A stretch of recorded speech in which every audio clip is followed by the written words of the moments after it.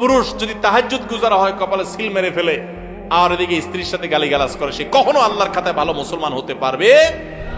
নবী সাল্লাল্লাহু আলাইহি ওয়াসাল্লাম বলেছেন, খায়রুকুম লিআহলি ওয়া আনা খায়রুকুম লিআহলি, তোমাদের মধ্যে সবচেয়ে ভালো মানুষ সে যে ব্যক্তি তার ওয়াইফের কাছে, তার স্ত্রীর কাছে, তার পরিবারের কাছে ভালো।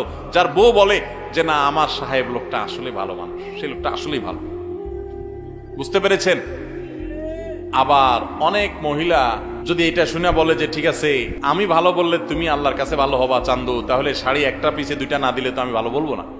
এই বলা না, তার আচরণের উপরে সন্তুষ্ট থাকা না থাকা, মন থেকে সাক্ষ্য দেওয়া না নেওয়া, এটার উপর নির্ভর করে।